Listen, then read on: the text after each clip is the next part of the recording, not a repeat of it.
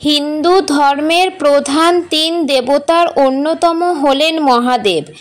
আমাদের দেশ এবং দেশের বাইরেও ছড়ানো আছে মহাদেবের অসংখ্য মন্দির, কিন্তু তার মধ্যে আজ আমরা এমন একটি শিব মন্দির নিয়ে আলোচনা করব যেটি বিশ্বের উচ্চতম মন্দির হিসাবে পরিচিত।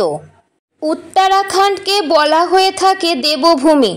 প্রচলিত বিশ্বাস অনুসারে এই স্থানেই দেবতাদের বাস। উত্তরাখণ্ডের পাহাড়ের খাঁজে খাঁজে ছড়ানো আছে অসংখ্য তাক লাগানো মন্দির। এমনই একটি মন্দির হল উত্তরাখণ্ডের রুদ্রপ্রয়াগে অবস্থিত তুঙ্গনাথ মন্দির।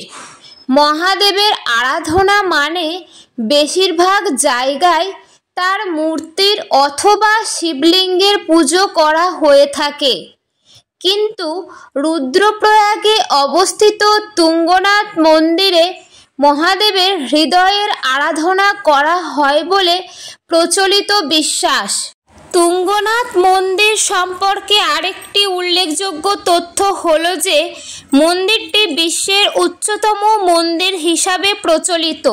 পৃথিবীতে এর থেকে উঁচুতে আর কোনো মন্দির নেই বলে মনে করা হয়।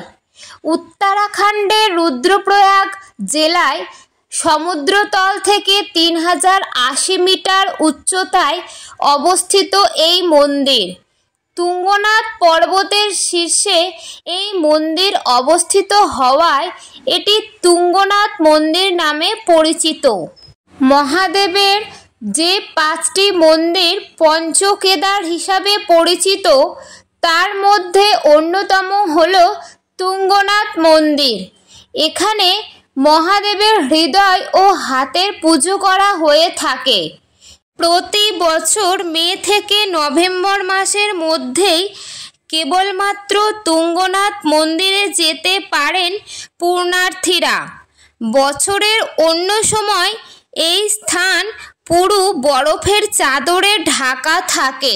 স্থানীয় বাসিন্দাদের বিশ্বাস, মহাদেবকে প্রসন্ন করতে মহাভারতের যুগে এই মন্দিরের প্রতিষ্ঠা করেছিলেন পঞ্চপাণ্ডব।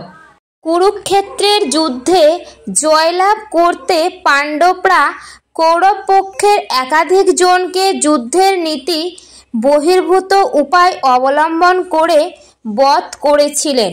এই কারণে তাদের ওপরে নাকি ক্ষিপ্ত হয়ে ওঠেন মহাদেব। তাই তাকে তুষ্ট করতে পাণ্ডবরা এই মন্দির প্রতিষ্ঠা করেছিলেন বলে প্রচলিত।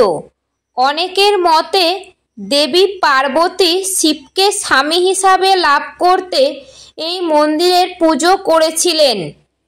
আরও বলা হয়ে থাকে যে দশানন রাবণ মহাদেবকে তুষ্ট করতে তুঙ্গনাথ মন্দিরে তপস্যা করেন। এই এলাকার আরও একটি নাম হল চন্দ্রশিলা। এখানকার এক গ্রামের স্থানীয় ব্রাহ্মণ তুঙ্গনাথ মন্দিরের পূজার জন্য দায়িত্বপ্রাপ্ত। স্থানীয় ব্রাহ্মণরাই বংশ পরম্পরায় বরাবর তুঙ্গনাথ মন্দিরের পুরোহিতের দায়িত্ব পালন করে আসছেন।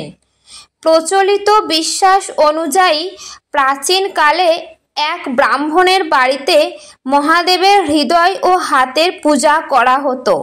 পরে পর্বত শীর্ষে এই মন্দির প্রতিষ্ঠাতা করা হয়।